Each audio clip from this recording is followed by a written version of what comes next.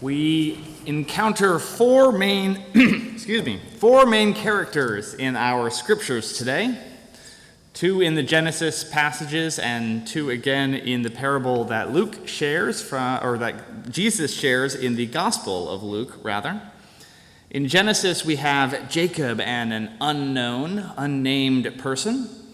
Jacob is trying to cross the Jabbok River to meet up with his estranged brother Esau. His wives and his children and his servants cross ahead of him, and he is alone. And what he wants is to cross the river and continue his journey. But a man appears and seemingly attempts to stop him. They wrestle, the man injures him, and Jacob asks for his blessing before he disappears. Now, this mysterious person might be an angel, it might be God, made known to us in Christ Jesus. Interpretations differ. But the mystery man wants to stop Jacob and fails, and Jacob wants to cross the river and is delayed. Now, in Luke, we have one of Jesus' short stories, also known as parables. In this parable, a widow is petitioning a judge asking for justice against her accuser. And the judge says no. She keeps coming and coming and coming, and finally the judge relents. Now, our Pew Bibles, the translation there says the widow is petitioning the judge for justice. The actual Greek word is perhaps better understood as vengeance. She is seeking vengeance against someone. We are predisposed to be on the side of widows, especially widows in the Bible, who are classed with orphans as people who are in need of special protection. This widow, though, seems to not be messing around too much. And it's not entirely clear whether she is a victim at all. We do not know who her accuser is and who she is seeking vengeance against. We don't know the backstory or the circumstances. Perhaps this other person is correct about our widow, and she is simply trying to have them silenced. We do know that she is highly annoyed by this person, and we know that she wants the judge to do something about it, and the judge repeatedly says no. Now, our judge also wants something. Our judge wants the widow to leave him alone. And he refuses to grant this request until verse 5, and then the judge thinks, "This widow will keep bothering me. I will grant her justice so that she may not wear me out." And fun fact, wear me out here is probably better translated as give me a black eye. The judge is not worried about a nuisance. He is worried about a widow with a mean right hook. And I think we know a few widows who have a proper right hook in this congregation. So in summary, we have, a widow who wants an accuser to go away and a judge to help, and a judge who wants a widow to go away and leave him alone. Now Luke, the author of this gospel, tells us that this is a parable about needing to pray and pray always. But I don't think prayer is a matter of wearing God down or threatening God with a black eye unless God answers our prayers. If we want to understand prayer comprehensively, we might need to read this story alongside a few others and gain a more nuanced approach. But there is something I do see in this story. I see a bunch of people who are really frustrated. Jacob is frustrated. The widow is certainly frustrated, first by her accuser and now by the judge. And the judge sounds pretty frustrated with the widow. Now, we get frustrated, all of us, when we are blocked from accomplishing our goals. Frustration is, in fact, the emotion that arises when we cannot achieve some desired outcome, and it often manifests as anger or annoyance or, in some cases, despair and exhaustion. It can be as big as feeling frustrated by that jar of pickles that defies you, or something like, a job prospect that is not going the way you planned. The people in our stories today are blocked from achieving their goals. All of them are feeling a little frustrated, and so these stories, I think, can offer us some lessons in dealing with frustration. And so after careful review of the scriptures and long hours in prayer, I have developed a biblically based 5-point plan for eliminating frustration. You ready for this? Pastor Colin's 5-step plan for dealing with frustration. All the annoying people in my life need to stop being annoying. Point 1. Point 2. All the people who disagree with me need to acknowledge that I am, in fact, correct. Point 3. Atlanta drivers need to stop being Atlanta drivers. Step 4.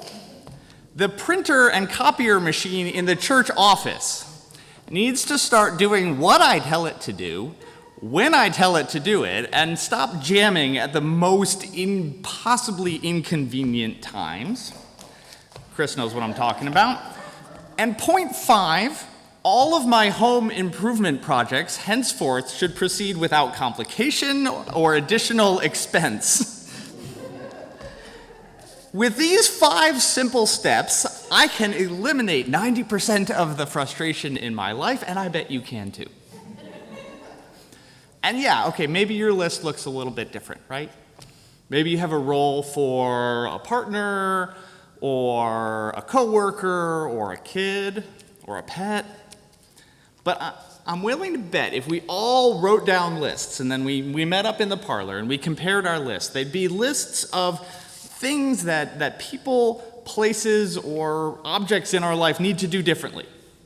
Other things that need to change to eliminate our frustration. And this is the widow's take, after all, right? Whoever she is beefing with needs to stop. And this judge needs to stop them. There is no suggestion in this story that the widow is about to do some deep and intensive internal soul searching to deal with her frustration. The judge, honestly, doesn't offer that much of a better path because the judge just backs down. And that can't be our model because there are times when we need to stick up for our goals and our outcomes and ourselves and stand up for our value as human beings and having our needs met. So we can't follow the judge either. It seems that the frustration is inevitable because I suspect the widow is sitting there praying for the judge to stop being so frustrating. And the judge is over here praying for the widow to stop being so frustrating, and now everyone is stuck. Jean-Paul Sartre says, l'enfer c'est les autres. Hell is other people. And those who are watching online, all of the introverts in our congregation are nodding very vigorously right now. But maybe what he should have said was that frustration is other people. We get frustrated because we are always around other people who have the audacity to not have the exact same desired outcomes and goals as we do. And so as long as we're around other folks with different goals, we're going to get frustrated, or they're going to get frustrated, and we can't just eliminate everyone. So perhaps we need to go looking for guidance in the story of Jacob instead. For it is in the wrestling with a person, the wrestling with God, the wrestling with mystery, that Jacob is transformed. He takes on a new name, Israel, for you have striven with God and with humans. Maybe we are transformed not by eliminating distractions, but by frustration, but by wrestling with frustration, by dealing with it and coping with it and learning to become better. So maybe we don't change and get rid of frustration by altering others' behavior, but altering our own. Well, a better list than the one I just gave you might look something like this. We can practice noticing when we are frustrated. Sometimes we don't realize it until we're already snapping at someone, right? We can practice noticing when we are getting frustrated. And simply becoming aware of this fact can help us know when to step away from a situation and calm down. As our young friend Zeb said, I wish he would stop stealing my best material. We can ask ourselves not, who is my enemy who's stopping me from achieving my goals, but what can I learn from this situation? What can I learn about myself and what my goals are? What can I learn about them and what they are thinking, going through, dealing with? Another thing we could try is we can try imagining ourselves navigating a situation successfully. And this is especially helpful for those of us whose reaction to frustration is not annoyance or anger, but like disappointment and giving up, right?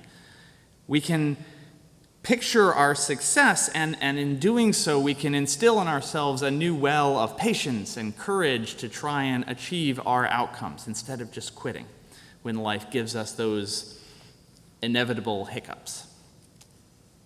Now, if you're in the moment and frustration is getting the better of you, especially of the annoyance and anger variety, if you want to start yelling and hitting things, as Colleen referred to, and you don't have any chocolate chip cookies around, you can return to your body.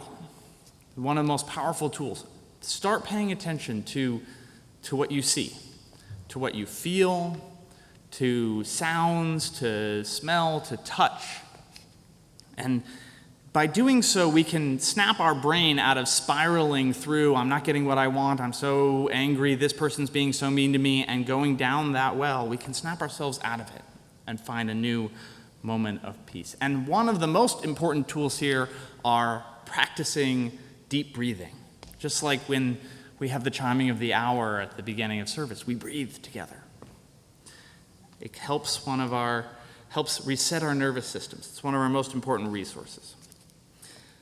We could practice nonviolent communication. We have read books about that in this congregation. We can learn to express our needs and emotions clearly and without accusation, so that the person who's frustrating us better understands where we're coming from. We could look to God, our guide, who throughout the Bible, I think it's fair to say, gets pretty frustrated with how we're doing, right? But keeps coming back to us in a spirit of love and forgiveness and grace and mercy and saying, okay, yes, the whole thing you're doing with idolatry and greed and violence, not okay, but we're going to keep working on it.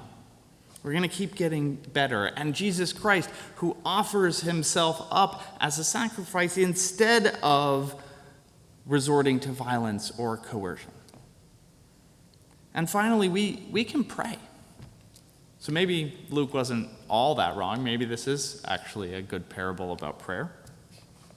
Because prayer is more than just asking God to get rid of our frustrations. Prayer is a dialogue with God. So not just asking God, hey, this is what I need, but sitting with God and letting God change us. Everything I just listed, all those serious suggestions are much easier if we have an active prayer life. Much like meditative practices, prayer can help us pay better attention, be more focused, grant us new resources. But I deeply believe that beyond just the meditative technology in our brains, that there's something mysterious and wonderful going on in prayer. We are drawing on the resources of life itself. We can, in prayer, tap a deep well of God's infinite love and mercy, and we can channel that and hold on to it and allow God to remake us and mold us. Our persistence in prayer is our persistent desire to be reformed in the image of Christ. Christ who let his life be taken to keep us falling into deeper and deeper spirals of frustration and anger and violence. We cannot avoid frustration. We cannot make other people stop being other people. We can never share all the same goals and desired outcomes or make all of them come true. We know that when we try to be church together. There will be disagreement. We will be frustrated with each other. But we can practice doing it in a spirit of love and finding ways through that frustration. We can allow God to remake us and help us learn something from this experience. We can stand in the river and wrestle with our frustration, knowing we will be transformed in the process. We can turn to God for guidance and wisdom and patience and energy and courage, and we may exhaust our own resources. Our tank may be properly running on empty, but God's will not run dry. And we can let our frustration be an exercise in being better at dealing with frustration, learning and growing as we walk with Jesus on the road he sets out before us. And if none of that works, if none of that works, we could just sing our hearts out. So let's try that. Let's sing.